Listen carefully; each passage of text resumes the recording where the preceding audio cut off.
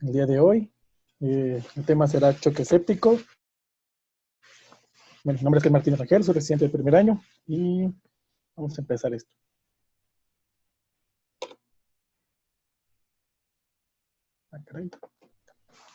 Bueno, como objetivos vamos a definir lo que es el choque séptico, tanto las viejas definiciones que están utilizadas, que son utilizadas por el Schwartz y por el segundo consenso de definiciones de sepsis, y también vamos a ver la tercera definición, junto con la definición que nos da la nueva guía actualizada de Surviving Sepsis. Vamos a analizar la escala de SOFA como un predictor de mortalidad. Vamos también a analizar y comprender los criterios diagnósticos propuestos por Surviving Sepsis, y vamos también a ver su impacto en el pronóstico del paciente. Vamos a ver el abordaje inicial de la sepsis, así como el del choque séptico basado en las guías actuales y conocer las nuevas directrices en su tratamiento. Bueno, para empezar, vamos a tener una pequeña pregunta para mis compañeros R1. Alguien, a ver, Nicolás, ¿puedes decirme qué tipo de choque es el choque séptico? Buenas noches, Sí, ¿se sí, se escucha? escucha, amigo. Ok, el choque séptico es un tipo de choque distributivo. Muy bien. Ese, bueno, el tipo de choque séptico es un tipo de choque distributivo, pero vamos a ver a lo largo de la presentación que también puede verse también influenciado lo que es el daño miocárdico, y puede también volverse también parte de un choque cardiogénico. Bueno, no hay mucha epidemiología en el país debido a que no hay muchos reportes. Dentro de los que encontré fueron este estudio, que es un estudio epidemiológico hecho en las unidades de terapia intensiva mexicana, es del 2009, pero es el que tiene un poco más de aproximación en cuanto a la epidemiología nacional. Bueno, en este nos habla de que 20% de todos los internamientos que van a estar que van a ser en la unidad de terapia intensiva, pues van a ser por causa del choque séptico. También la mortalidad de choque séptico en los países industrializados como Alemania, como Italia, como España, alcanza una mortalidad del más del 50%, y que aumenta incluso al 90% en pacientes que tienen alguna descompensación, llámese hipertensión o diabetes, o que tengan algún problema oncológico, que tengan inmunodepresión, o que incluso padezcan, por ejemplo, VIH. Bueno, esta va a ser la principal causa de muerte en las unidades de terapia intensiva, y a nivel global es la decimosegunda causa de muerte a nivel global. En México se estima que el 27.3% de todos los internamientos son por sepsis, llegando a una mortalidad del 30.4%, lo que nos habla de que esto no es una cifra muy real, dado que pues en otros países su mortalidad alcanza hasta el 50% y en México según es el del 30%. Pero a lo largo de la presentación iremos viendo otras estadísticas más actuales. Bueno, en este estudio también nos habla de que el costo en hospitales públicos por un paciente es de alrededor de 600,000 pesos, y que en los hospitales privados por un solo día puede llegar hasta 1,875,000 pesos. Bueno, en el boletín de la CONAMED del año 2018, titulado La sepsis como causa de egreso hospitalario en México, se valoraron los diversos hospitales de aquí del país, en el cual se tuvieron un total de egresos por sepsis de 139,000, tomando en cuenta el total de egresos. Dentro de esta categoría lo podemos dividir en egresos por defunción, egresos por mejoría, egresos por cambio de hospital. Entonces, dentro de estos totales de egresos que tenemos, en total fueron 111,946 personas que fallecieron, lo que nos lleva con este estudio de la CONAMED, que la tasa de letalidad del choque séptico es de cerca del 80.6 actualmente en México, con una tasa de curación de 15.7%. De estos, se encontró que el 51% de estas personas que fallecieron fueron femeninos. Y esto nos da como tal en el estudio, nos marca una incidencia total de pacientes egresados de todas las causas, ya haya sido por defunción, por curación o por cambio de hospital, de 106 pacientes por cada 100,000 habitantes. Recomendamos un rato toda la tarde en la carretera. Bueno, en este estudio de la CONAMED nos presenta una casuística en la cual podemos ver del lado izquierdo las entidades de la República que tienen más incidencia de pacientes con choque y pacientes con sepsis. Encontramos que dentro del primer lugar, pues tenemos a la Ciudad de México y a Querétaro. El mismo estudio también refiere que la Ciudad de México se encuentra en primer lugar porque tiene la mayor cantidad de población de todos los demás estados. Asimismo, del lado derecho podemos encontrar que, como podemos ver en las tablitas, el color rosadito fuerte son las mujeres y el de color rosadito más bajito, pues son los hombres. Y podemos encontrar que vemos que las personas ancianas son la principal causa de ingresos, vamos a llamarlo, de egresos, perdón, con este tipo de patología. Y vemos que las mujeres entre mayor edad va aumentando su nivel de mortalidad o su nivel de egresos por esta causa. Bueno, vamos a entrar a las definiciones. La definición de Surviving Sepsis 2 nos dicta que tenemos 4 definiciones, lo que es el síndrome de respuesta inflamatoria sistémica, lo que es la sepsis grave y el choque séptico. Al final de las definiciones del Surviving Sepsis 2, que es lo que nos dicta la literatura del PUEM, así como también el Schwartz, que sigue manejando estos conceptos, al final les hablaré de lo que nos dice el tercer consenso. Vamos a estar basándonos mucho en el tercer consenso de estas definiciones, así como de la última guía de Surviving Sepsis. Bueno, dentro de esto nos dicta que, como tal, el síndrome de respuesta sistémica inflamatoria, pues vamos a tener 4 componentes principales, lo que va a ser una fiebre mayor de 38.3 grados Celsius o menor de 36 grados Celsius. Vamos a tener una taquipnea de mayor de 30 respiraciones por minuto, una taquicardia mayor de 100 y una leucocitosis mayor de 12,000 o una leucopenia. Ya habíamos visto anteriormente en el tema de respuesta inflamatoria a la respuesta inflamatoria que dio nuestro compañero Baltasar. Bueno, ahora una pregunta para los R2, no sé si me escuchan. Según la segunda definición que nos dicta el Schwartz y también segundo consenso de definiciones de sepsis, ¿cómo podríamos definir la sepsis? ¿Algún R2?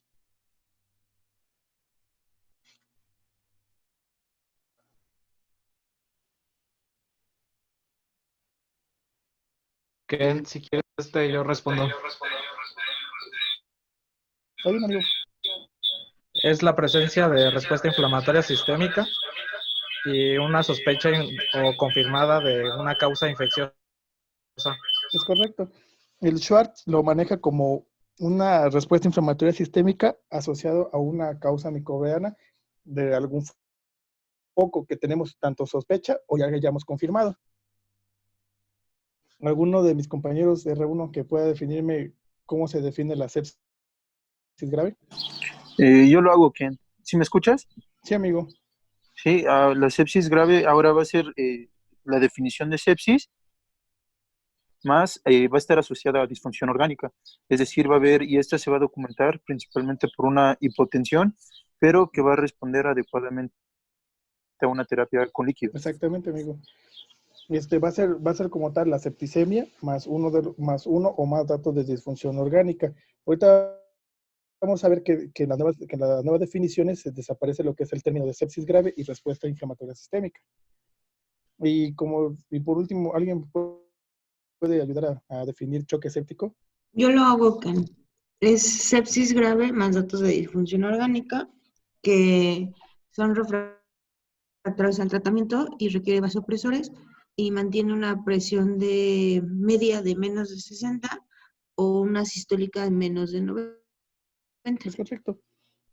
Como tal, encontramos que el Schwartz nos maneja esta definición, que es la septicemia más datos de disfunción orgánica que se mantiene refractario a tratamiento, ya sea con volumen y líquidos, o que tengan una presión arterial media menor de 60 milímetros de mercurio o una presión sistólica menor de 90 milímetros de mercurio. Estas son las antiguas definiciones. En la actual desaparece lo que, como les voy a mencionar, después desaparece lo que es el término de respuesta inflamatoria sistémica y sepsis grave. Se quedan nada más los conceptos de choque séptico y de sepsis. Como tal, el tercer consenso lo define, que fue realizado en el 2016 y con una actualización de las guías de Surviving Sepsis del 2018, nos dicen que sepsis va a ser la disfunción orgánica, que va a ser con características de llegar a ser mortal para la persona, con una respuesta desregularizada del organismo a la infección, más 2 puntos de la escala de SOFA, con un dato de infección. Y el choque séptico va a ser el conjunto de esto, más la hipotensión refractaria a tratamiento, o que se requiera el uso de aminas para mantener una presión arterial media de mayor de 60 milímetros de mercurio. Esto es importante porque en cuanto al tratamiento nos dice que debemos mantener una presión arterial media mayor de 65, pero en la definición nos maneja que debe ser una presión arterial media mayor de 60. Si tienen alguna duda pueden escribir en el chat o pueden interrumpirme. Bueno, dentro de este tercer consenso nos maneja lo que es el Quick SOFA. El Quick SOFA nos va a servir para valorar a qué pacientes les vamos a aplicar como tal la escala de SOFA. Esto se describe que en este tercer consenso y también en las guías de Surviving Sepsis, que la escala de Quick SOFA tiene casi la misma vamos a llamarlo así, validez predictoria para valorar falla orgánica en un paciente. Esto, pues, como vemos aquí en la imagen, pues va a valorar tres puntos principalmente, que son la alteración del estado mental, que lo vamos a valorar por una escala de Glasgow, que debería ser menor de 13, la respuesta respiratoria, o que como vemos aquí en la imagen, debe ser mayor de 22 respiraciones por minuto, o incluso la frecuencia cardíaca, la frecuencia arterial sistólica, que debería ser menor de 90 milímetros de mercurio. Una vez que tengamos un paciente que tenga 2 de estos criterios, se valorará utilizar ahora la escala de SOFA completa. Ahora, ¿algún R3 que me pueda decir qué evalúa la escala de SOFA?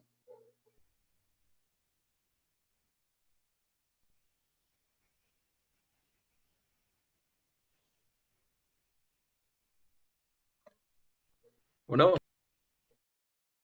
Ajá, ¿me escuchó? sí. Bueno, amigo.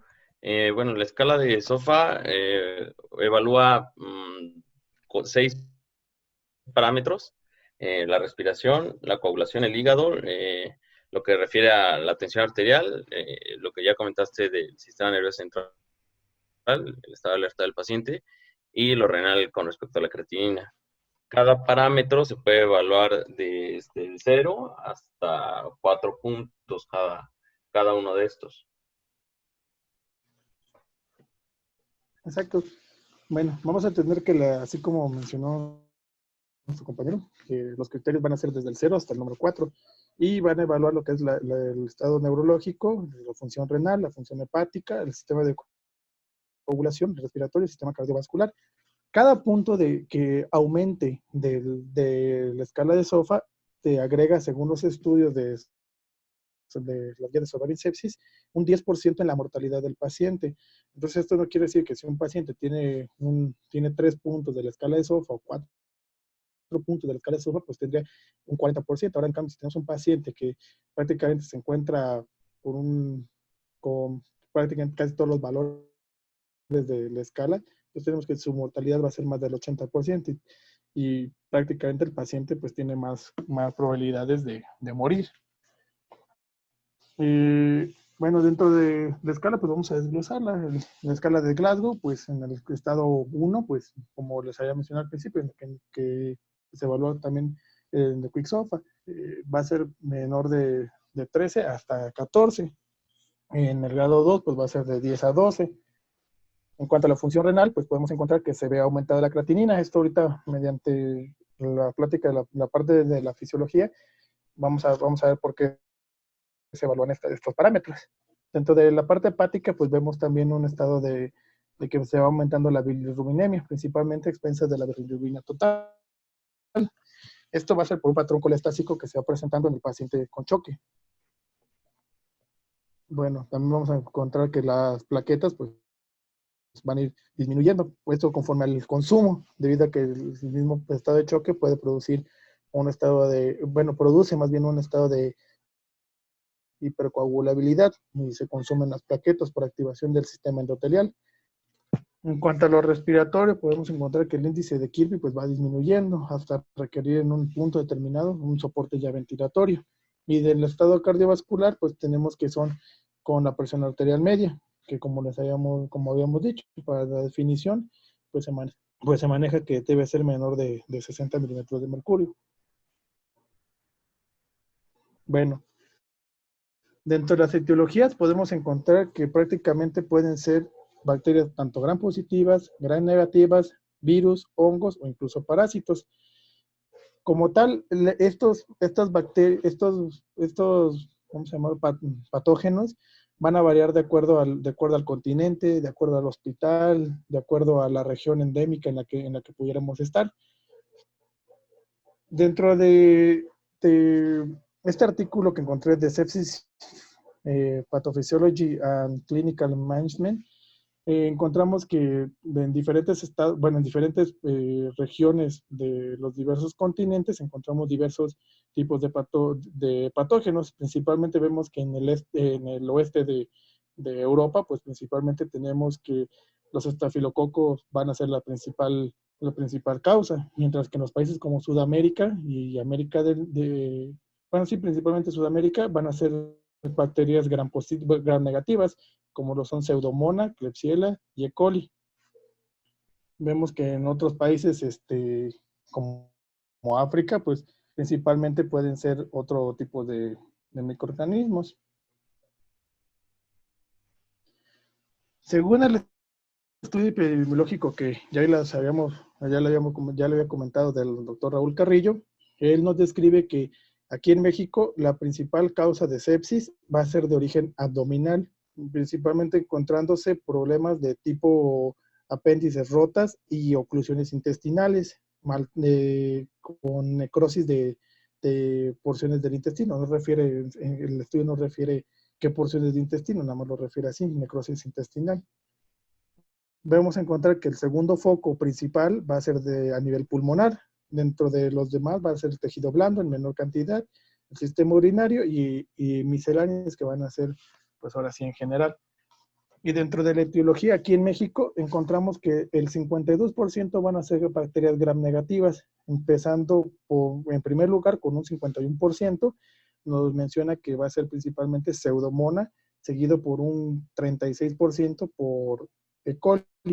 Dentro de los demás, dentro de la siguiente rubro, vamos a tener que el otro porcentaje grande van a ser bacterias gram positivas, dentro de los cuales encontramos, desgraciadamente, este estudio nos menciona que es el Staphylococcus aureus meticilino resistente, debido a que las infecciones por gram positivos, nos menciona el estudio que se deben principalmente a malos cuidados en pacientes que han requerido una asistencia ventilatoria.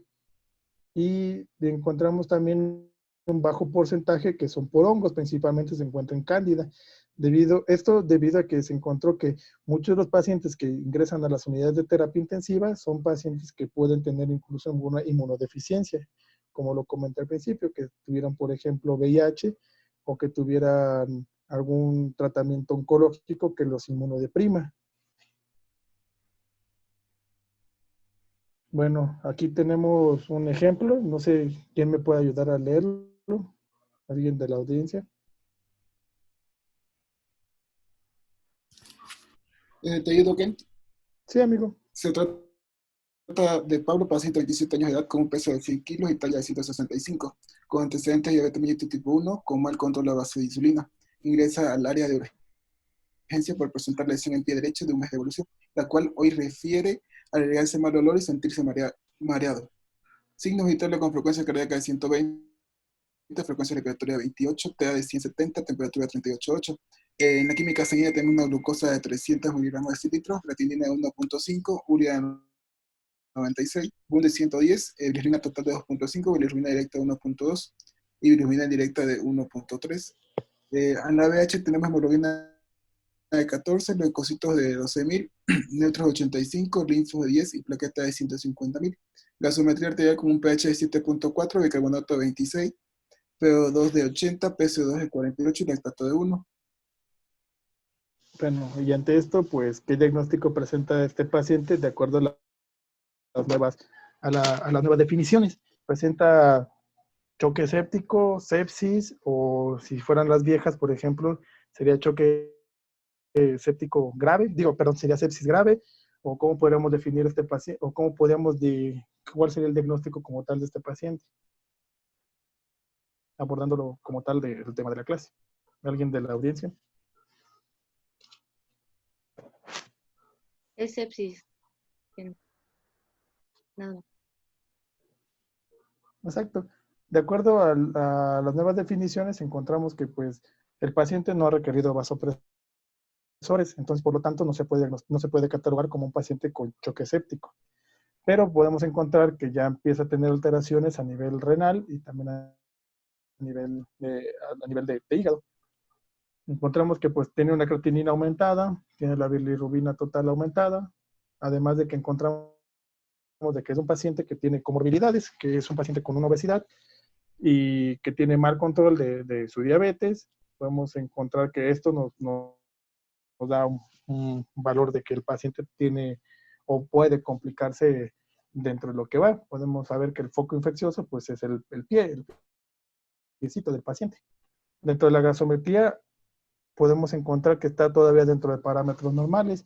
Otra de las definiciones de un paciente con choque que maneja el tercer consenso es el nivel de lactato, que según las nuevas definiciones también el paciente con choque séptico tiene que tener también lactato mayor de 4, aunque no necesariamente puede, o sea, tiene que estar para que se pueda definir como choque séptico.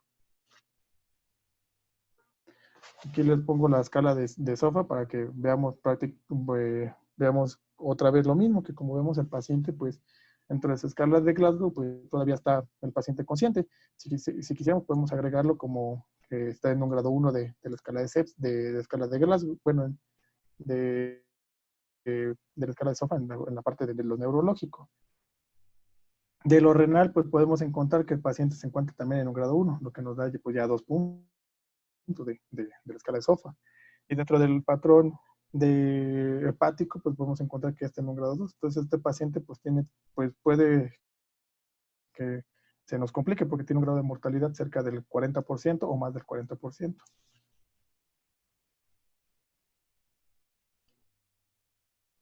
Bueno, vamos a abordar la fisiopatología de lo que es la sepsis y después a choque séptico. Bueno, vamos a empezar con el hecho de que tenemos como ya les expliqué anteriormente, las principales bacterias a nivel de México van a ser principalmente bacterias gram negativas y una porción vamos a llamarlo así, de sus componentes de las bacterias, pues va a ser el lipopolisacárido.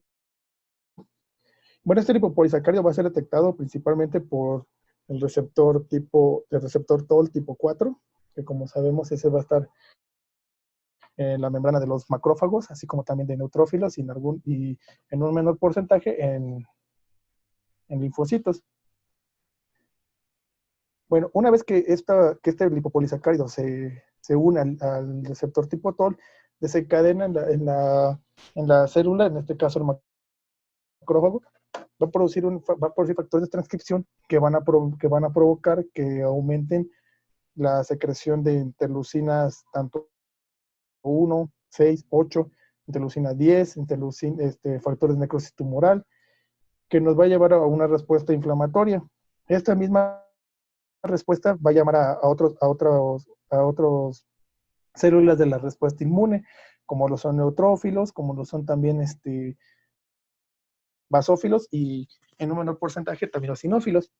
Esta misma activación va a hacer que la interleucina 1 viaje y active prostaglandinas a nivel del hipotálamo posterior, provocando así fiebre en el caso de los pacientes.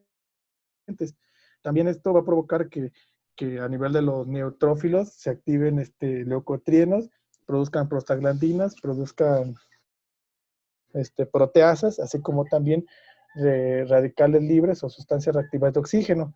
Estas mismas sustancias reactivas de oxígeno van a lastimar a las células endoteliales, lo que va a provocar que las mismas células endoteliales produzcan la óxido nítrico sintetasa. La óxido nítrico sintetasa, como sabemos, pues va a provocar óxido nítrico. Lo que va a provocar a nivel de las células endoteliales es que haya una vasodilatación. Y en este caso, la óxido nítrico sintetasa produce, desgraciadamente, es una, ¿cómo podemos llamarlo? Es una enzima que, desgraciadamente, una vez que se activa, tarda mucho en desactivarse. O sea, no es como la óxido nítrico sintetasa que puede ser producida normalmente por el organismo. En este caso, esta incluso se puede ver refractaria a tratamiento con vasopresores. Es por eso que el paciente muchas veces puede tener un choque refractario a vasopresores. En este caso, también vamos a encontrar que el mismo daño endotelial va a provocar esta separación de las células endoteliales, lo que va a provocar que tanto las células de inflamatorias se vayan al espacio, se salgan de los espacios vasculares, migren hacia las zonas periféricas y produzcan edema.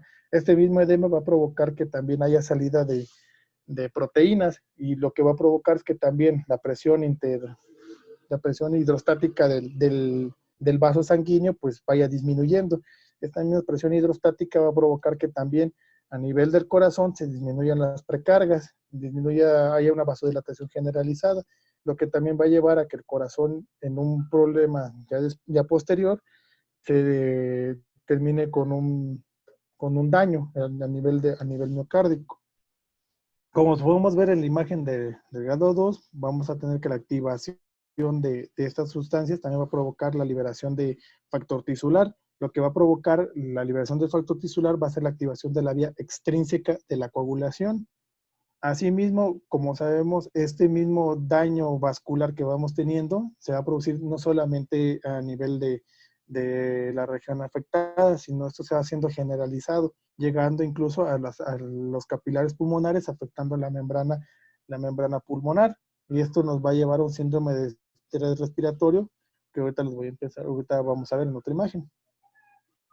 Como podemos ver en esta otra imagen, viene lo que les acabo de comentar. Esta misma activación de los factores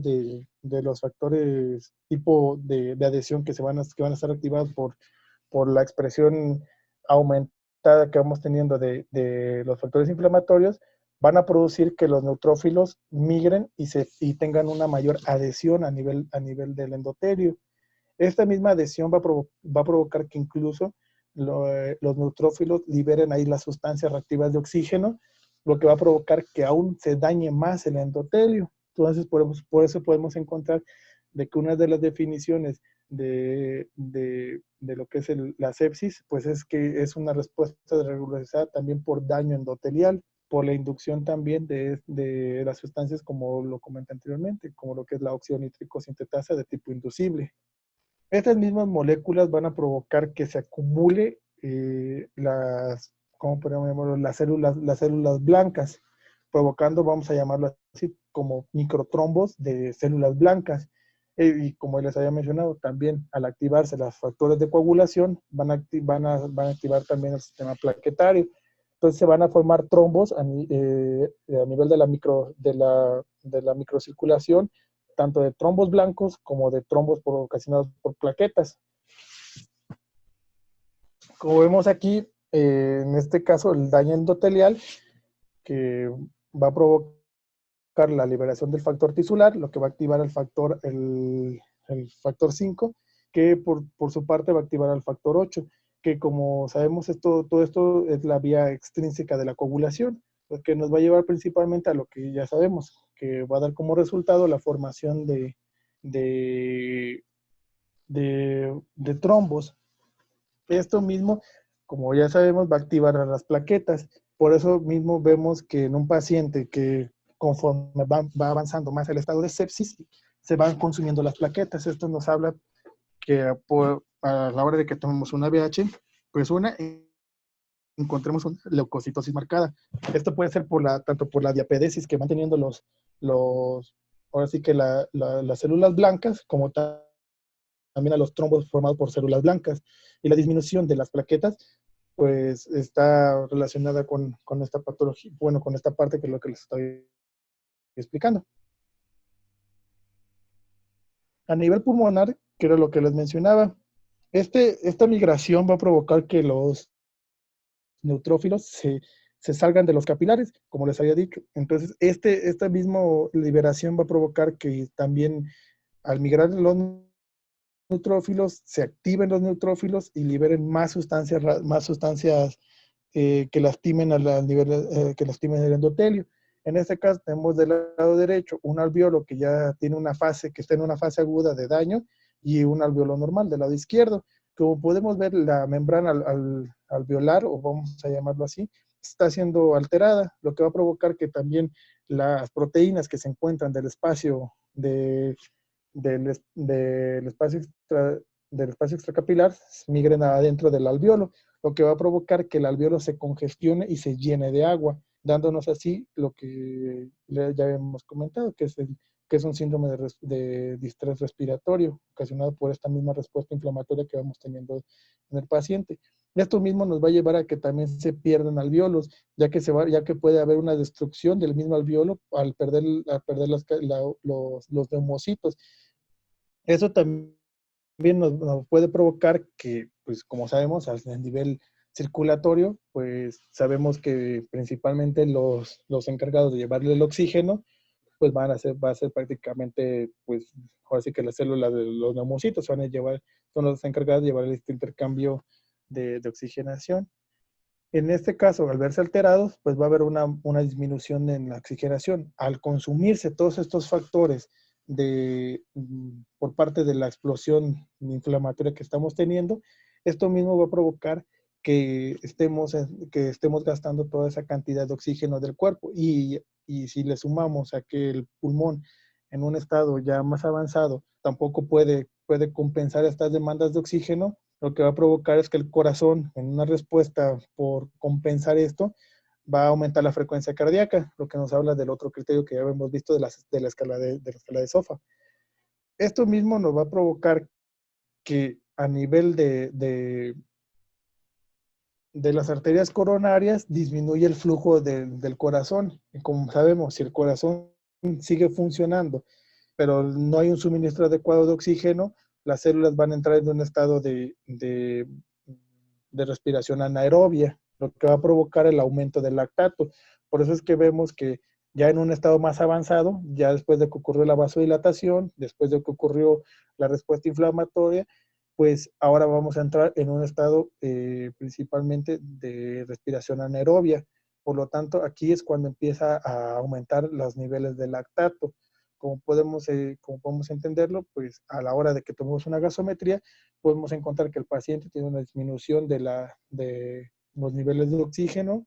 También podemos encontrar ahora ya también niveles de bicarbonato, que como sabemos, como vamos a estar en un estado de acidosis por la misma producción de lactato, esto va a provocar que también se liberen también radicales como hidrogeniones. Entonces vamos a encontrar que el paciente va a estar en una acidosis. También esto nos va a llevar a que la gasometría podamos encontrar lo que es la hiperlactatemia. ¿Hasta aquí alguna duda?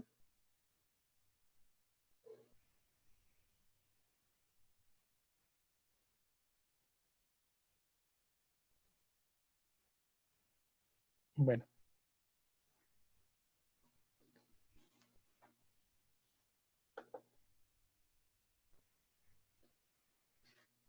Una pregunta para mis compañeros R1, con todo lo que más o menos hemos visto. ¿cuáles podrían, bueno, cuáles son las citocinas proinflamatorias? De acuerdo a nuestro temario POEM, pues ya hemos visto esto.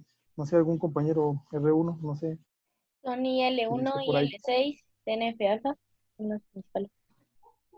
Ajá, exactamente. Van a ser el TNF-alfa, va a ser la interleucina 3, la interleucina 6, la interleucina 1, tanto la porción la alfa como la porción beta.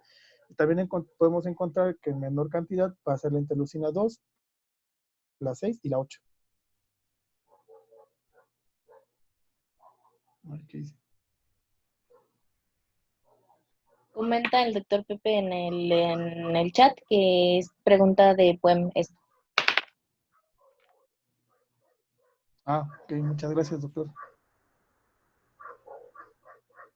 Bueno, el Schwartz nos maneja que las principales citocinas que vamos a ver en cuanto al choque séptico va a ser principalmente el TNF-alfa y la interleucina 1. Como vemos aquí, el TNF-alfa va a ser producido por, como les había comentado, principalmente van a ser macrófagos, como lo son las células de Kupffer a nivel de hígado. Bueno, linfocitos, también células endoteliales, adipocitos, queratinocitos y osteoclastos. También podemos encontrar que la interleucina 1 va a ser producida por la mayor parte de las células de la inflamación. Podemos encontrar que también dentro de estos pues van a inducir a un estado también como tal, el factor de necrosis tumoral puede inducir incluso a que se produzca la óxido nítrico sintetasa inducible, nada más por el hecho de que esté el TNF-alfa libre. Y la interleucina 1, pues como sabemos, pues nos va principalmente a dar fiebre a nivel por las prostaglandinas que se van a liberar a nivel del hipotálamo. Bueno, ¿algún otro de mis compañeros R1 que pueda responder cuáles son las principales citocinas antiinflamatorias? La 10 y la 4. Principalmente podemos encontrar que la 10 y la 4 van a ser las principales citocinas que se encuentran como estados antiinflamatorios. La citocina 10, pues como sabemos, es liberada por los linfocitos T, los linfocitos B, los macrófagos, los basófilos, las células cebadas y los queratinocitos. El Schwartz menciona que incluso en un estudio que se realizó en ratas, inyectaron a las ratitas que ya se les había inducido choque séptico por medio de inyecciones de lipopolisacárido. Se les inyectó posteriormente la interleucina 10. Entonces se descubrió que la interleucina 10 también tiene un factor modulador en estos pacientes, e incluso si se libera en grandes cantidades, puede ser incluso inmunosupresor. Bueno, en cuanto a la interleucina 4, como sabemos, la interleucina 4 va a actuar de manera sinérgica para bloquear ciertos receptores tipo TOL, incluso el receptor tipo 4 tiene una porción en la cual se une con la interleucina 4 y bloquea la respuesta producida por este mismo. Vamos a llamarlo así, es como el tipo feedback del receptor TOL tipo 4. Bueno, yo sí lo entendí. Bueno, dentro de todos estos componentes, una vez que ya está establecido la sepsis en el paciente, vamos a tener que se van a liberar señales aferentes, como ya les habíamos dicho. Vamos a ver cambios en la tensión del oxígeno, por lo que ya les había comentado del daño a nivel de la membrana alveolo-capilar. Vamos a encontrar un aumento en la concentración de hidrogeniones, por lo que les había comentado, que va a ser principalmente por el uso del catabolismo anaerobio, que nos va a liberar muchos radicales libres, al igual que incluso la misma apoptosis que pudiera deberse, ya que como sabemos, la apoptosis incluso cuando ya es un padecimiento inflamatorio, el mismo cuerpo va haciendo que se produzca apoptosis por parte de las células. Las concentraciones de CO2, pues como sabemos, van a empezar a aumentar precisamente por este catabolismo que estamos teniendo de manera anaerobia. Esto mismo va a provocar que haya alteraciones en la presión, como ya les habíamos comentado, principalmente por la óxido nítrico sintetasa. Estas mismas, vamos a llamarlo así, distensión que va teniendo la pared arterial, la van a captar los principales vasoreceptores, que como sabemos, uno es el del cuerpo carotidio. Lo que va a intentar va a ser al provocarse la vasodilatación del mismo paciente, va a provocar una reacción, al igual que por las concentraciones altas de CO2, para que se produzca se liberen sustancias como la angiotensina y también la renina, para que pueda provocar una vasoconstricción, vamos a llamarlo así, de tipo compensatoria. Estas mismas alteraciones, pues, como sabemos, va a ser también para mantener incluso el flujo cardíaco. Como también vimos anteriormente, pues, como sabemos, las arterias coronarias se nutren durante la diástole. Entonces, como sabemos, la diástole va a estar afectada en el paciente, que como tal va a ser, no como tal toda la precarga, pero sí parte de la precarga va a ser la diástole. Entonces, vemos que al final de cuentas también se va a intentar compensar esto para que el corazón no tenga tanta una repercusión hemodinámica. Pero esto, cuando ya el paciente no lo puede mantener, pues, y se caigan todas las presiones arteriales, el corazón va a empezar a sufrir, ya que también va a llegar poco líquido a nivel del corazón, pero se van a mantener también la poscarga se va a ver disminuida, debido a que va a estar pues va a haber una vasodilatación generalizada, entonces el gasto cardíaco va a caer, lo que nos va a llevar a una disfunción miocárdica. Esta misma disfunción miocárdica, como podemos saber, pues también nos va a llevar a una disfunción en la membrana alveolo-capilar, ya que al haber menos flujo sanguíneo a nivel del pulmón, pues el pulmón pues no va a oxigenar, entonces esto nos va a llevar a una especie de ciclo vicioso. Dentro de las otras señales que podemos encontrar, que son las señales eferentes, mismo disminución del flujo o el descenso de la presión arterial provocada por esta vasodilatación generalizada, la va a detectar la arteria renal. Esto va para intentar mantener su presión de perfusión de los riñones, va a provocar la liberación de renina, lo cual, como sabemos, va a convertir el angiotensinógeno en angiotensina 1 y en los pulmones pues se va a producir la angiotensina 2. Esto en un principio va a estar todavía compensándose, vamos a llamarlo así, pero conforme empieza a haber más daño a nivel pulmonar, conforme empieza a haber más daño a nivel circulatorio, pues este proceso va a ir cayendo. Por eso es que vamos a necesitar en un punto determinado el uso ya de vasopresores. Esto también, esta misma disminución de estas sustancias de vasoconstricción, va a provocar que las glándulas suprarrenales produzcan aldosterona para que se retenga más sodio y aumente un poco más la presión arterial dentro del vaso sanguíneo. Pero como podemos saber, la oxígeno-nitroglicerolasa sigue aún ahí activada. Entonces, desgraciadamente, este proceso va a llevar al fracaso, o sea, indudablemente en algún punto determinado de cada paciente va a llevar al mismo fracaso. El mismo estrés que estamos teniendo a nivel de toda esta explosión, vamos a llamarla así, inflamatoria, va a provocar que el mismo hipotálamo libere las hormonas liberadoras de corticotropinas, para que después, a nivel de la hipófisis, la hormona liberadora de corticotropinas libere, a nivel de la corteza de la glándula suprarrenal, libere cortisol.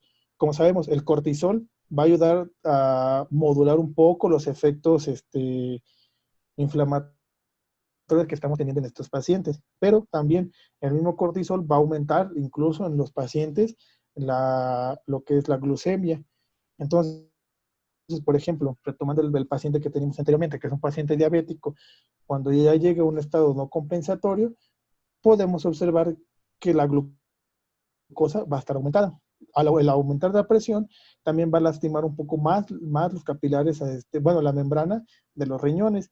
Por eso es que una de las metas que también se tiene es el control de la glucemia a nivel renal, para evitar el daño renal, ya que estamos teniendo doble daño en caso del riñoncito, tanto por el aumento de la glucosa como también por la disminución de la presión arterial.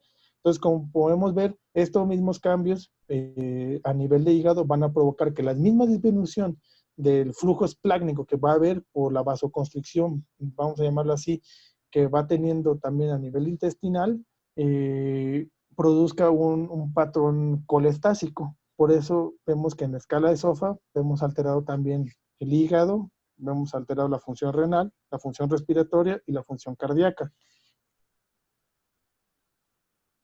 Bueno, como podemos ver, muchos artículos, incluyendo las guías de Surviving Sepsis, nos llevan a que el manejo de líquidos va a ser principalmente para mantener este estado vamos a llamarlo así, de perfusión, pero como sabemos esto va a ser temporal, va a ser compensatorio.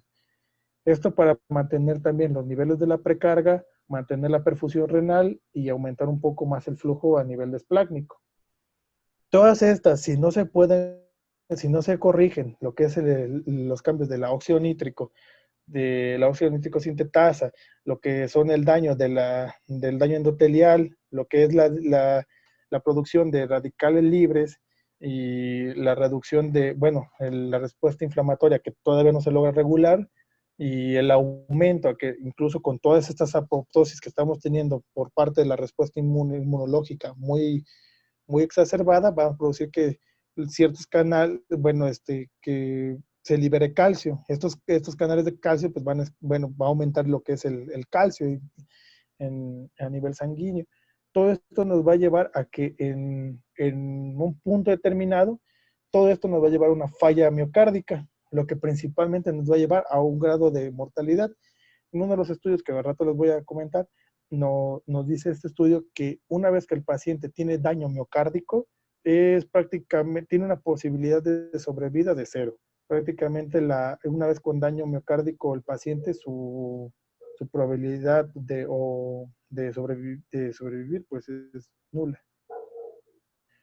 Bueno, como podemos ver aquí también, otro de los puntos que también se ve alterado, que todavía nos falta describir, que ya este sería como tal el último punto de la escala de SOFA, pues va a ser el compromiso a nivel de la barrera hematoencefálica.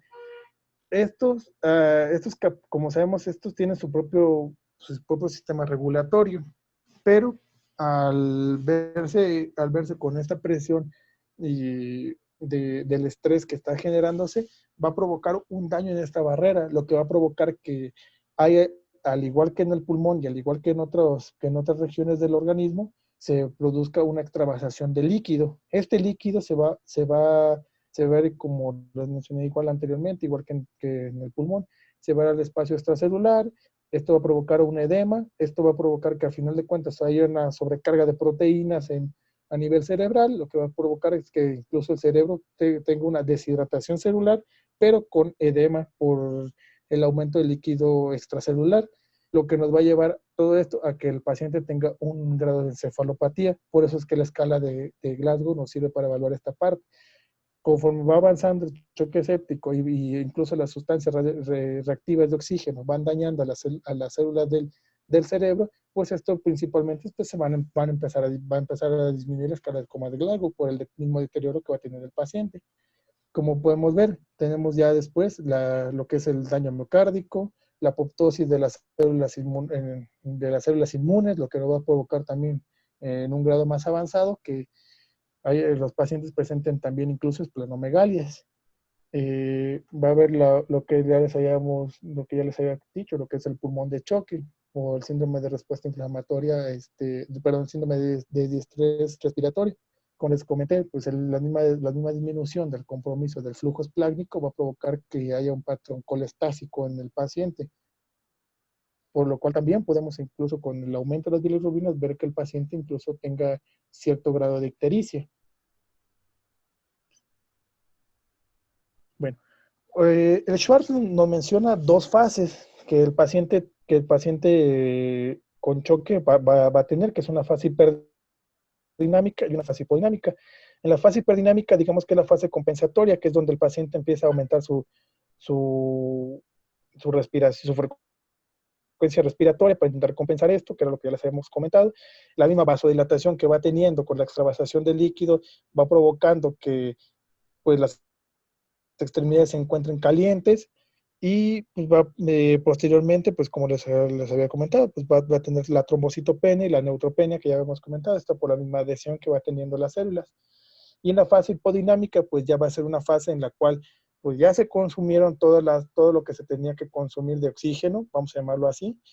El paciente ya progresa en la sepsis, el paciente ya tiene ahora un estado soporoso, se encuentra taquipnéico para intentar compensar esto. Al estar perdiendo líquido por extravasación y teniendo edema en otras regiones del cuerpo, pues va a provocar que el paciente se encuentre frío. Esta, unado a la sobreexpresión de la interleucina 1, pues va a estar el paciente con fiebre. En esta misma fase, pues como podemos ver, ya es lo que les había comentado, ya hay un daño multiorgánico que ya comentamos. Va a haber un estado de microtrombosis, esto por la activación de, como les había comentado, de la vía extrínseca de la coagulación, principalmente por la liberación del factor tisular por el mismo daño endotelial que está teniendo. Va a haber una coagulación intravascular diseminada y en el peor de los casos, pues en esta fase pues podemos encontrar incluso la muerte del paciente. Bueno, pues en cuanto al diagnóstico, actualmente vamos a verlo, como ya lo comentamos, van a ser los datos de sepsis más los datos de una hipoperfusión sistémica persistente a pesar del tratamiento con líquidos y vasopresores. A esto es a lo que vamos a denominar choque séptico, según las nuevas guías y los nuevos diagnósticos. El tercer consenso, perdón. Ahora, para mis compañeros R2, ¿qué manifestaciones podríamos tener en un paciente que ya tiene choque séptico?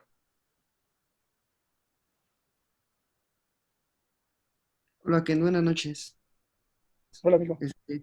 El paciente que tú vas a tener con datos clínicos de choque séptico, pues en base a toda la fisiopatología que tú acabas de mencionar y el daño, bueno, el nivel de daño orgánico que puede tener, pues va desde alteraciones en el estado de conciencia. Todo esto pues medido con la escala de SOFA, ¿no? Entonces es un paciente que lo vas a tener con una escala de Comas-Glasgow de menos de 13, de 13 menos, perdón, un paciente que tiene poca uresis, en lo que va desde el turno 8 horas, incluso 24 horas. Muchas veces ya vimos en el piso que no orinan poco en los turnos, nos damos cuenta y a lo mejor ya pasaron 24 horas y cuando empiezan a revisar a sus pacientes para presentar en el pase de visita, pues ya ven que el paciente orina 100 o 150 mililitros en 24 horas.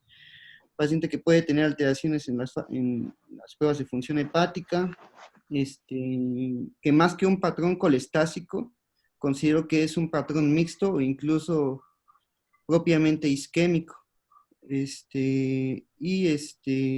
Pues, si le toman una gasometría, aparte de la hiperlactatemia, que muchas veces es lo más característico, lo que más nos llama, pues también es un paciente que va a tener alteraciones a nivel de la PAFI. Generalmente yo he leído en varios sitios que aquí en México muchas veces alcanzar una PAFI más de 300, pues en donde vivimos es difícil, pero generalmente abajo de 300 ya es un indicativo de que a lo mejor a nivel pulmonar pues ya tiene un daño y generalmente es lo primero que sufre, es el pulmón. Exactamente, amigo. El Schwartz maneja que, junto con las guías de Surviving Sepsis, que las manifestaciones clínicas más frecuentes, como ya lo había mencionado, pues va a ser principalmente la fiebre, la taquicardia, las alteraciones del estado de conciencia, la taquipnea, oliguria, como lo mencionaste, amigo, así como también los pacientes que todavía vamos a llamarlo así, no estado consciente, pues malestar general. Pues para esto, el diagnóstico también tenemos que hacer una exploración física rigurosa, en la cual debemos de inspeccionar todas las heridas que pudiera tener el paciente. Como sabemos, muchas veces el paciente puede tener alguna escara que no nos hemos dado cuenta, ya que el paciente pues a lo mejor ingresó por otra causa y lo dejamos ahí evolucionar y no nos percatamos de eso, y ese puede ser el foco séptico, vamos a llamarlo así. También tenemos que valorar los estados de los catéteres, como hemos visto incluso en nuestro hospital. Hemos visto pacientes que pueden llegar a tener catéteres por meses y no han tenido recambios, más que cuando incluso enfermería nos llega a reportar que está disfuncional el catéter. Pero pues las indicaciones como tal de la CNTEC para los cambios de catéteres te mencionan que los catéteres centrales se pueden cambiar incluso cada 21 días. Y podemos también ver pacientes que tienen sondas Foley que tienen más de un mes de estancia o más de 3 semanas con la misma sonda. Incluso, no, como sabemos, pues una sonda Foley no puede estar más de 15 días, eso puede provocar que también el paciente se infecte, que tenga un foco séptico a nivel renal o a nivel de las vías urinarias. Pues también como tal, las guías de Surviving Sepsis nos dice que una vez que tengamos la sospecha, se obtenga un cultivo en las primeras horas de que diagnosticamos al paciente. De preferencia deberá ser un cultivo sin uso de antibióticos, ya que el uso de antibióticos antes de establecerse el diagnóstico de sepsis hace que muchos de los cultivos salgan con características negativas. Bueno, en otro artículo que, bueno, el tercer consenso que nos dicta que vamos a tener un algoritmo que tenemos que seguir, como les habíamos comentado. Pues primero vamos a tener al paciente que tenemos con sospecha de infección. A él le vamos a hacer el Quick SOFA. Si en el Quick SOFA no tiene más de 2 puntos, y seguimos sospechando de sepsis, y si decimos que, por ejemplo, no, pues nada más sería monitorizarlo. Mientras que si, por ejemplo, el paciente tiene 2 puntos del Quick SOFA alterados, pues como sabemos esto, pues nos lleva a que pensamos que tiene una disfunción orgánica, le aplicamos el SOFA completo. Si no, en todo caso de que no tenga esto, pero seguimos sospechando de sepsis, tenemos la obligación de hacer el Quick SOFA, el SOFA completo. Ahora, si vemos que le aplicamos el SOFA y tiene más de dos datos clínicos de esta escala positivos, pues ya lo diagnosticamos como sepsis. Ahora, en este caso, lo que nos maneja es el tercer consenso, es que el tercer consenso nos maneja que iniciemos tanto fluidos como vasopresores. Esto para mantener una presión arterial media de más de 65, así como disminuir los valores del lactato. Si vemos que ante esto no logra responder bien el paciente, pues ya lo podemos diagnosticar como paciente con choque séptico.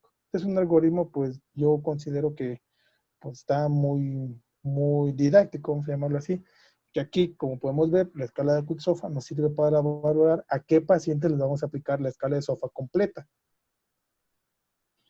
Bueno, dentro de las guías de Surviving Sepsis nos menciona un perfil de un paciente con choque séptico. Aparte de los datos que ya tenemos, como les mencioné, nos menciona que un paciente que le tomamos procalcitonina y sale mayor de 2, pero menor de 10, es un paciente que tiene una probable sepsis.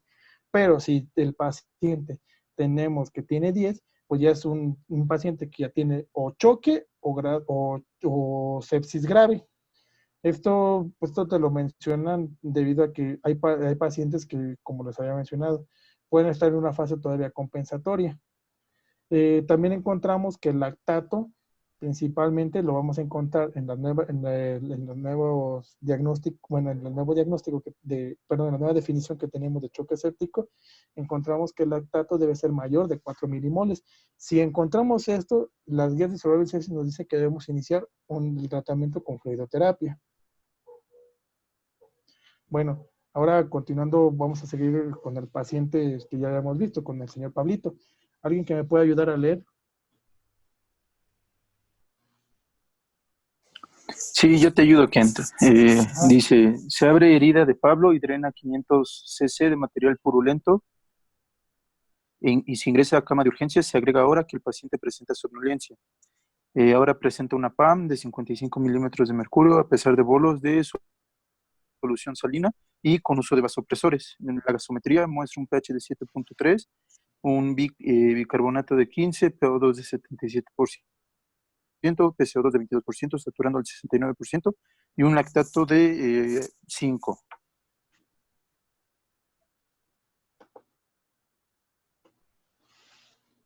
Bueno, y ante esto, pues, de acuerdo a las nuevas definiciones, ¿cuál sería el diagnóstico del paciente? Sería choque séptico. Muy bien, amigo. Esto, pues, como vemos, pues ya el paciente lo tenemos con tratamiento con vasopresores y le han administrado bolos de solución salina. Esto nos habla de que el paciente ya no está respondiendo al manejo con líquidos y aparte ya tenía la falla, ya tenía de 2 a 3 datos del SOFA alterados, como habíamos visto, pues esto ya nos cumple con el criterio diagnóstico de un paciente con choque, al igual de que vemos que el lactato ya aumentó a una cantidad, aquí era una flechita, pero le puse menor, entonces el lactato debe ser aquí mayor de 5. Entonces, pues ya podemos ver que el paciente, pues como tal, ya tiene choque séptico. Bueno, para el tratamiento, esto lo que nos dice las guías actuales es que principalmente el tratamiento va a estar dirigido a la detección del patógeno, al patógeno que está asociado. Tenemos que diagnosticar al paciente oportunamente y tomarle los cultivos. También nos maneja que tenemos que eliminar la fuente de infección. En este caso, del ejemplo que estamos teniendo, que es el señor Pablo, pues la fuente de infección principal, pues como sabemos, es su piecito que está pues, prácticamente todo infectado. Entonces tenemos que valorar en ciertos casos, tomando en cuenta, por ejemplo, el paciente que tenemos, pues tomarle cultivos de la herida. 2, sería iniciar antibiótico-terapia a base de doble esquema, ahorita les voy a comentar. También sería eliminar, pues ya sea por un lavado quirúrgico o si vemos que el paciente no tiene circulación de esa piernita, ya es una pierna un piecito que ya no tiene vuelta atrás, pues sería pues también incluso eliminar todo el piecito y controlar la falla orgánica, que como ya les habíamos comentado. Entonces, las guías de Survival Sepsis actuales nos maneja que primero tenemos que tener un buen control de la vía aérea.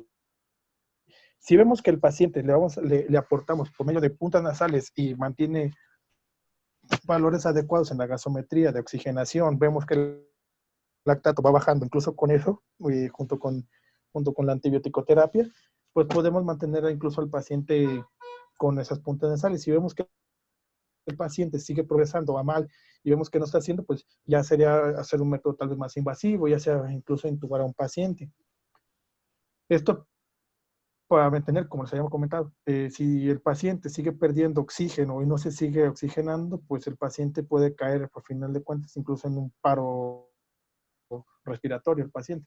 Pues el control de los microorganismos, como les había comentado, va a ser el principal tratamiento, o sea, encontrar el sitio de infección principal. Debemos de iniciar aquí antibiótico-terapia, les voy a poner al final de estas diapositivas, viene un esquema de los principales, del tipo de antibióticos que podemos utilizar. Vamos a ver que, por ejemplo, podemos realizar tratamientos quirúrgicos, como en el caso de una apendicitis, vamos a llamarla así, perforada, que es una de las causas más comunes de sepsis en nuestro país, o incluso necrosis, como les había mencionado, de vía intestinal, pues serían tratamientos más quirúrgicos por parte de nuestro servicio.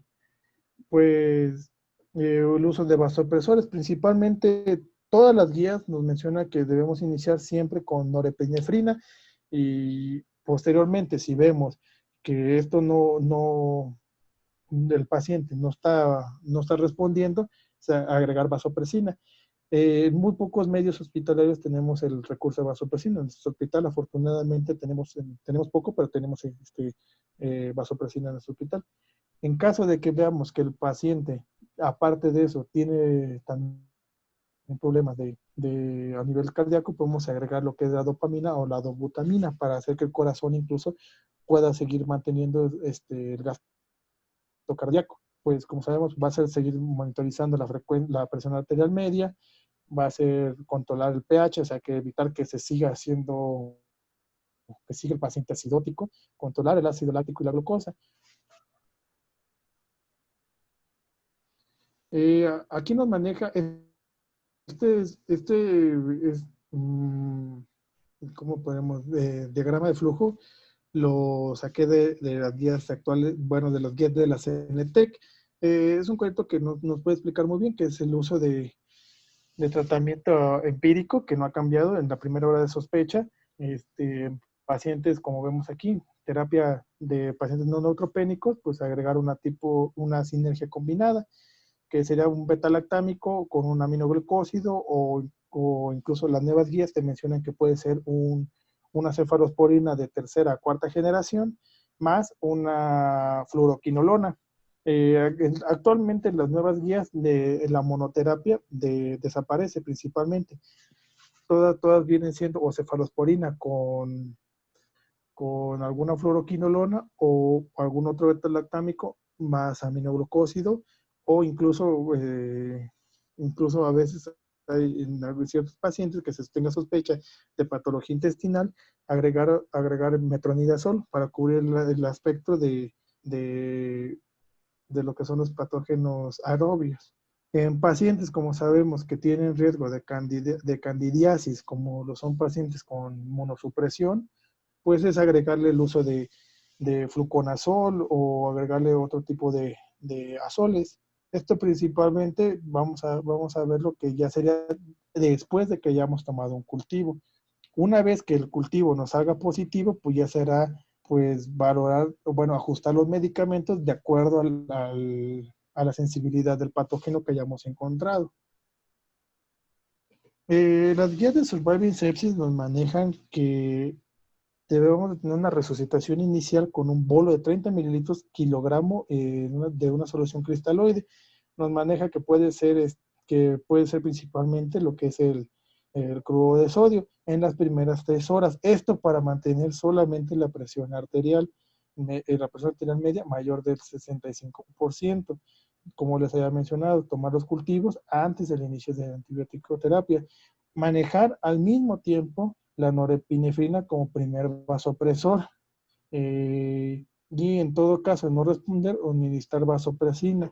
La transfusión nos la maneja que solamente en caso de que el paciente tenga la hemoglobina menor de 7 gramos.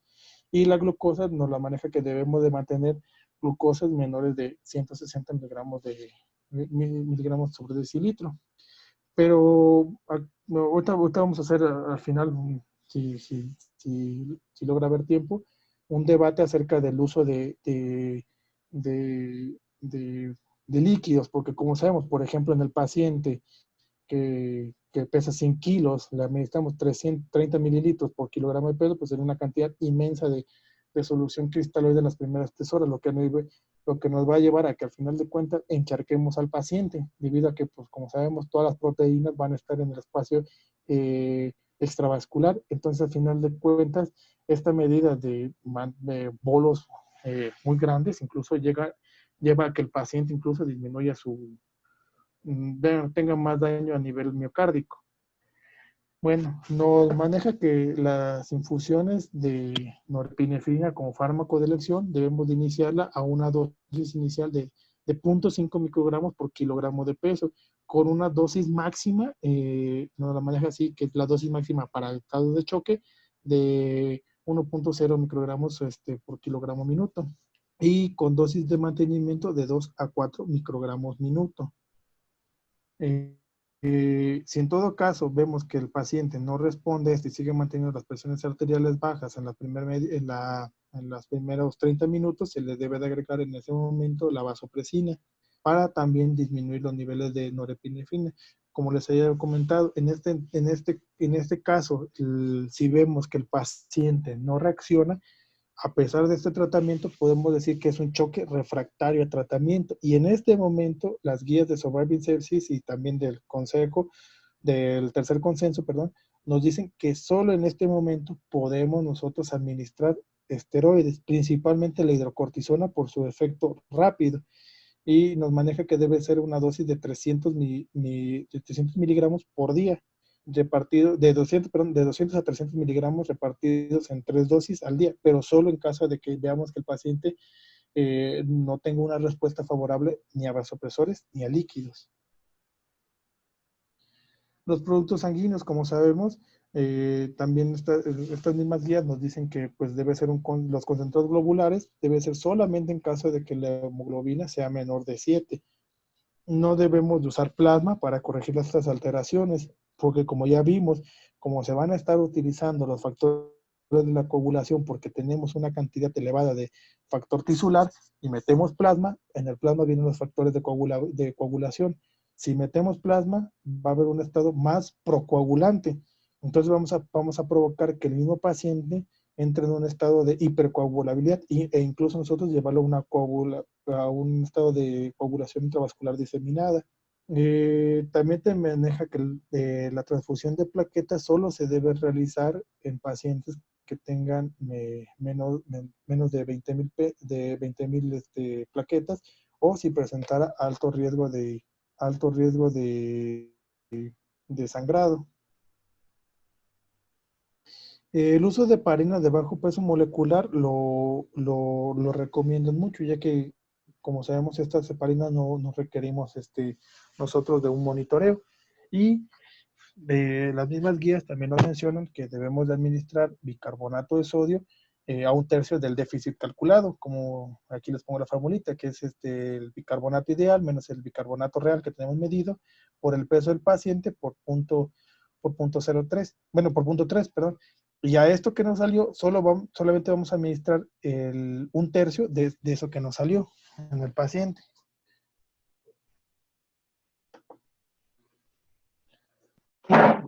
Ya son las 8:05. Bueno, vamos a continuar la clase de choque séptico. Nos habíamos quedado en las indicaciones de los productos sanguíneos y vamos a ver un pequeño flujograma que nos encontramos con la guía de la CNT, que en eso nos quedamos la clase pasada, pero para recordar vamos a ver los objetivos. Los objetivos era, como ya hemos visto, definir lo que era choque séptico, comprender la fisiopatología, que ya la habíamos descrito en la clase anterior, analizar lo de la escala de SOFA, ya vimos cómo impacta cada punto de la escala de SOFA sobre la mortalidad del paciente, y los criterios diagnósticos propuestos por Surviving Sepsis para sepsis y choque, y su impacto pronóstico, que ya también lo estuvimos comentando en la clase pasada, así como el abordaje inicial, que ya habíamos visto, como ya hemos comentado, pues principalmente era la toma de biopsias, la toma de cultivos en la primera hora, utilizar aminas tan pronto se diagnostica un paciente que no responde a fluidos. Bueno, vamos a continuar. Nos habíamos quedado con este flujograma, en el cual habíamos visto que pues un paciente que tiene una presión arterial, una presión arterial media, menor de 65 milímetros de mercurio, pues bueno, tenemos que reiniciar una reanimación de líquidos, como ya habíamos visto, pues era mediante un bolo según las guías de Surviving Sepsis, de 30 mililitros por kilogramo de peso en las primeras 3 horas, como primer bolo de resucitación. Si el paciente se valoraba que con esto se lograba mantener con presiones arriba de 65 milímetros de mercurio, pues se mantenía el paciente como sepsis. Si en cambio el paciente no lograba esas metas, pues ya se proponía que ya era un paciente con choque séptico. Y en este momento es cuando se iniciaban las aminas. Este cuadro, como les comenté al principio de la clase, era lo que estábamos viendo la vez pasada. Lo saqué de las guías de la CNT, que está, a pesar de que manejan los conceptos previos del tercer consenso, que manejan choque séptico y también sepsis grave principalmente, pues podemos ajustar estos conceptos de sepsis grave, pues precisamente a un paciente, pues ya más que nada como un paciente séptico, no como un paciente con choque. Bueno, si a pesar de todo esto, pues vemos que le metemos ahora sí que iniciemos las aminas, como ya hemos comentado, y continúa aún con presiones bajas, pues tenemos que valorar si necesita, o sea, si estamos haciendo un buen aporte de oxígeno al paciente. Si vemos que no, pues bueno, ya principalmente pues ya será agregarle otro tipo de dispositivo. También valoraremos también el gasto cardíaco. Si vemos que el gasto cardíaco va disminuyendo en el paciente, pues ya sería agregar un inotrópico, como es la dobutamina, o iniciar en su defecto, en algunos artículos que encontré, mencionan el uso de epinefrina. La verdad, yo, bueno, por lo que también después los mismos artículos describían, la epinefrina no es muy recomendable debido a que el paciente incluso su efecto es muy rápido y no logra mantener estas cifras constantemente. Si vemos que a pesar de esto el paciente se sigue complicando, como ya habíamos comentado también, se inicia las dosis de hidrocortisona. Y si vemos que a pesar de todo esto no considera, pues podemos incluso, como la menciona aquí la guía, considerar tal vez limitar, ya aumentar las dosis de los medicamentos, sino mantener al paciente, pues vamos a llamarlo así, como en observación, a pesar de todos nuestros tratamientos, que sería, pues, en el peor de los casos, un paciente que ya no respondió a minas, ya no respondió a otros tratamientos con inotrópicos, ni tampoco fluidos, ni tampoco a esteroides a dosis pues, más o menos altas, ya podemos considerar que es un paciente que pues es un paciente con un choque refractario. Bueno, en estos 4 artículos, como les había comentado, te describen principalmente las estrategias de supervivencia de acuerdo al uso de líquidos, como les había comentado. Esto al final de mi presentación, pues podemos iniciar un debate, si gustan, a ustedes qué opinan en cuanto ahora sí que a la experiencia que han tenido, o a lo que han leído. Los primeros 2 artículos mencionan, o sea, vamos a llamarlo así, son artículos que siguen las metas que dicen Surviving Sepsis, de administrar bolos de 30 mililitros por kilogramo de peso, como les había comentado al principio de la clase. El meter muchos líquidos también puede sobrepasar al paciente, o sea, podemos sobrecargar al paciente y encharcar al paciente. Entonces, estos primeros 2 artículos te dicen que, de acuerdo a lo que dicen Surviving Sepsis, es correcto. Y los 2 artículos que encontré, que son estos 2, de este lado, nos mencionan que no, que realmente el paciente, bueno, la carga de líquido se debe adaptar de acuerdo a las características que tenga el paciente. O sea, valorando que con una carga, por ejemplo, el primero te menciona que vamos a meter la primera carga, no va a ser de acuerdo a lo que dice ellos, lo que dice Surviving Sepsis, sino ellos administran una primera carga de 650 mililitros y si no responde a las 3 horas, meten nada más una carga con la mitad del fluido que tenía y demostró que con menos cantidad de líquido pudieron tener estos pacientes y con el uso precoz de aminas pudieron pues estabilizar al paciente y no tener tanta mortalidad. Con el otro artículo que tenemos acá abajo, ellos comparan la administración de los 30 mililitros del paciente versus una administración empírica de sus hospitales, que es casi igual que el otro, en los cuales demuestran que con la administración de un bolo de 30 mililitros, el paciente aumentaba mucho la tasa de mortalidad en comparación de lo que nos dicen las guías de Surviving Sepsis. Este artículo también lo que también nos dice principalmente es que debemos de manejar principalmente de acuerdo al gasto cardíaco del paciente, ya que si le administramos muchos líquidos, estamos también diluyendo muchos componentes de la sangre y forzan a que el corazón de alguna manera bombee un poco más y que al final de cuentas la poca sangre que pudiera estarse administrando o que pudiera más bien estar en el volumen circulatorio, pues no es una sangre, vamos a llamarla así, aprovechable. Entonces, el segundo artículo lo que nos menciona es que la carga de líquidos, pues principalmente debería estar valorándose de acuerdo al panorama que estamos viendo con cada uno. Ellos recomiendan una dosis, una primera carga de 500 mililitros.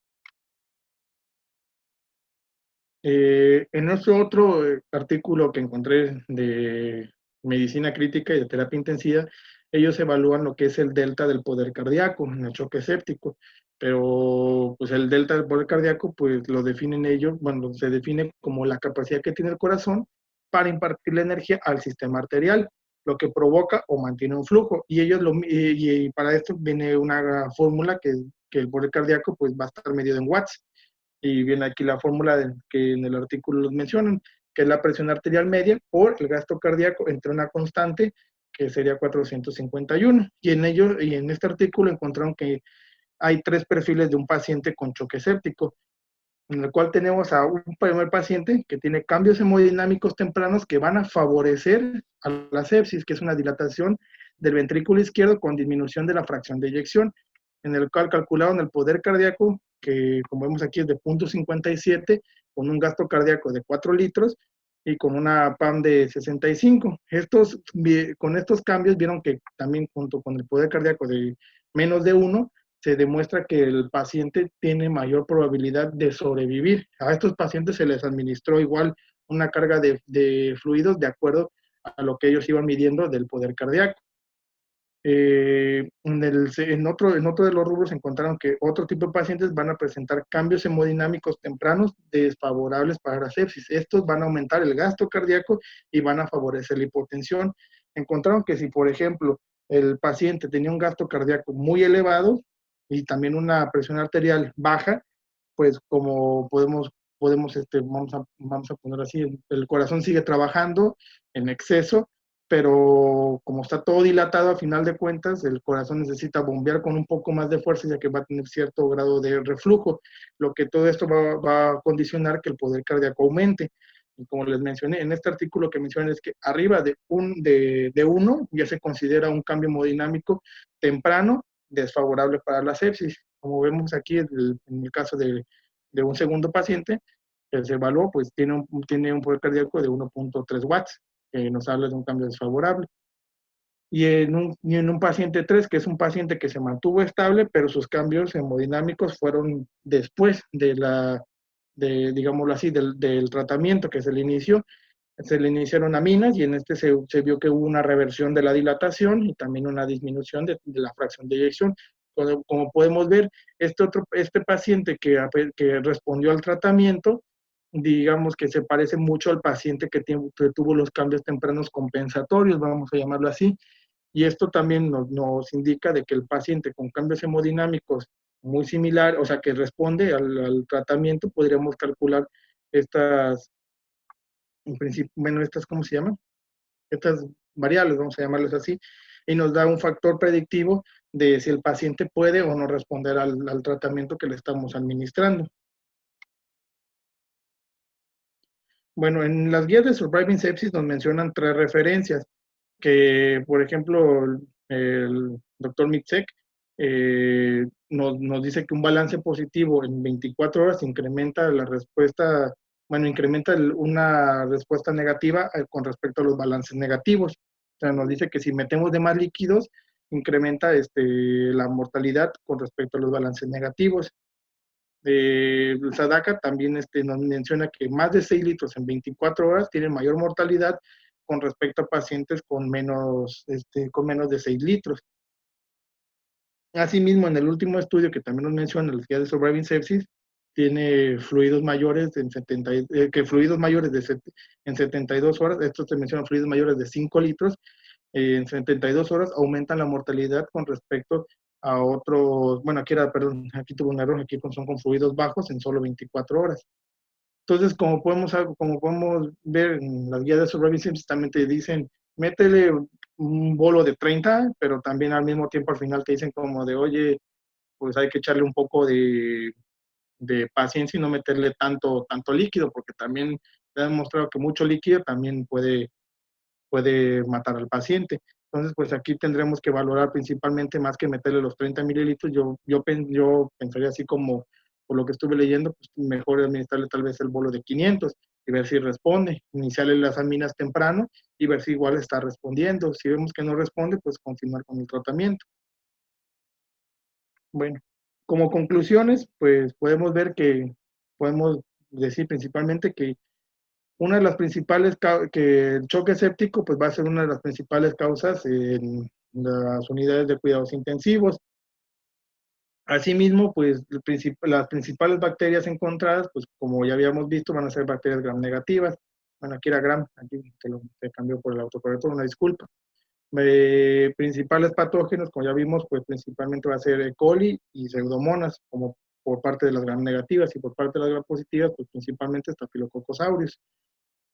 Bueno, como vemos, también como ya habíamos visto en la parte de fisiopatología, pues uno de los componentes principales del choque séptico pues va a ser lo que es la óxido nítrico sintetasa de tipo inducible, que va a estar provocado, como ya habíamos visto, por todos los factores, por las citocinas y toda la inflamación que está habiendo a nivel endotelial, y el mismo daño del endotelio va a provocar que se estimule esta enzima, que como también ya vimos al principio en la parte de fisiopatología, es una enzima que desgraciadamente no es como el óxido nítrico sintetasa, que nada más, endógena, perdón, que nada más se produce el óxido nítrico y hasta ahí termina su acción. No, esta se queda pegada, como ya hemos comentado, bueno, ahí a nivel endotelial, y sigue produciendo óxido nítrico hasta que el paciente, pues, de alguna manera empieza a responder o en su defecto no responda. Todo esto, pues, como ya vimos, al final de cuentas, el hecho de tener las resistencias disminuidas, pero manteniendo el gasto cardíaco, al final de cuentas, va a llevar a una disfunción miocárdica, como ya habíamos comentado, junto con los factores proinflamatorios que ya vimos que al final de cuentas van a provocar radicales libres que también van a inducir que nos lleve a una disfunción miocárdica. La disminución del oxígeno también en el paciente nos va a llevar a una disfunción miocárdica, que principalmente, de acuerdo a los estudios que estuvimos compartiendo durante la clase, pues básicamente son los factores que lo van a llevar al paciente a que fallezca. Como vimos, la escala de SOFA también es un predictor tanto temprano de falla orgánica para iniciar tratamientos tal vez un poco agresivos para el diagnóstico, así como también un predictor para el pronóstico del paciente. Como vimos, entre más puntos de escala de SOFA, pues más mortalidad va a tener el paciente. Pues el diagnóstico actual, como ya vimos, se basa principalmente en la escala de SOFA y en el uso de vasopresores. Entonces, como recordando, pues las nuevas definiciones, pues dicen que es un foco infeccioso más 2 puntos de la escala de SOFA para diagnosticar sepsis, nada más sepsis. Si a esto le agregamos de que necesita el uso de vasopresores, pues ya lo consideraríamos como choque séptico.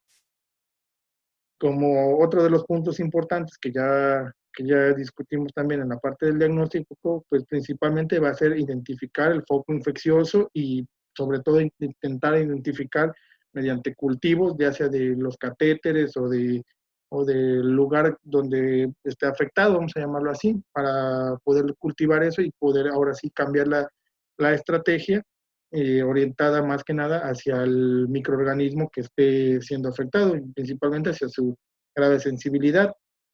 Como ya les comenté, la principal amina que vamos a utilizar en este tipo de choque pues, va a ser la norepinefrina, que como sabemos pues, es más que nada por el tratamiento sobre las resistencias periféricas, para intentar volver a tener las resistencias periféricas que teníamos para no aumentar, digámoslo así, el gasto cardíaco y no disminuye tampoco que caiga el paciente en una disfunción miocárdica. Como vemos, también el uso de líquidos a altas concentraciones, pues es algo controversial. Las guías de sobrevivencia dicen que sí, pero también a la vez que no. Y como vemos, hay estudios que dicen que sí, hay estudios que dicen que no. Entonces realmente es algo controversial, es como en un principio la hidrocortisona. Un año, el primer año las guías de sobrevivencia decían que sí, luego comentaban que no, y entonces son usos controversiales. Podríamos decir que el uso de líquidos, pues más que nada lo veríamos mejor en una dosis respuesta. De hecho, si no me equivoco, en el primer consenso de sobrevivencia se utilizaban 20 mililitros por kilogramo de peso, lo que después se vio que era una dosis muy baja y lo aumentaron a 30, pero ahora con 30 se está dando cuenta que el paciente lo estamos encharcando. Entonces yo quiero pensar que a lo mejor en la cuarta guía que se realice, pues a lo mejor van a explicarnos un poquito mejor de cuál sería la dosis, pues principalmente que podamos utilizar con el paciente.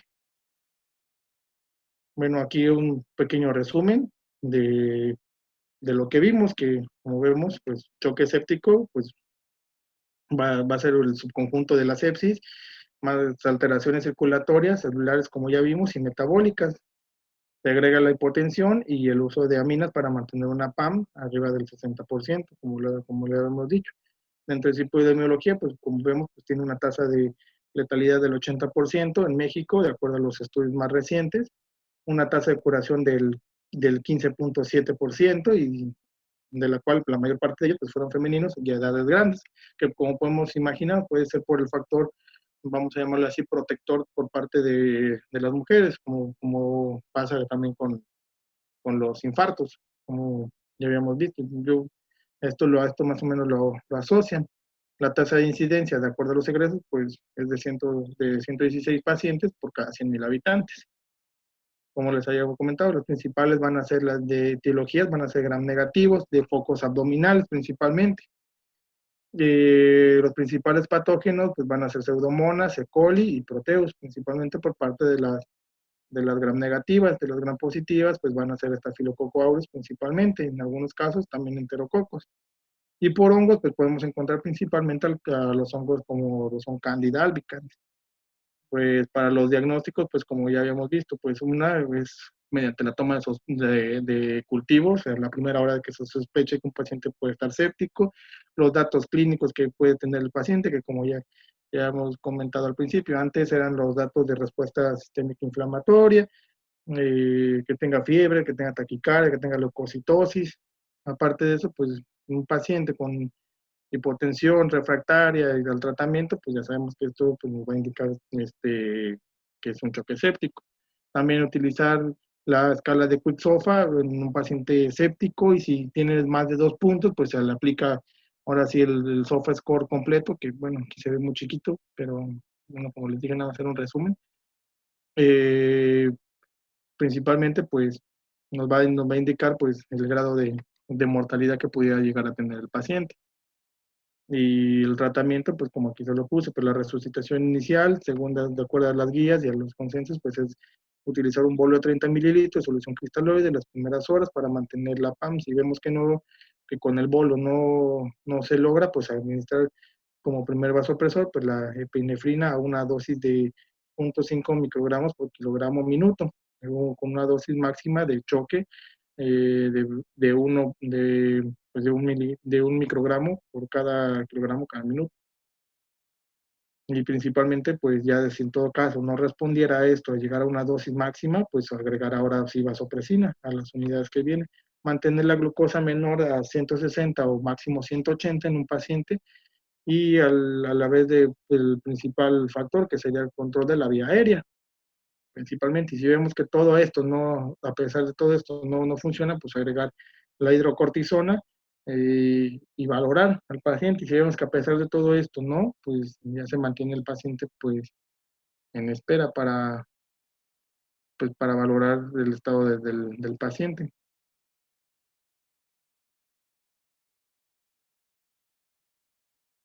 ¿Hasta aquí alguna duda?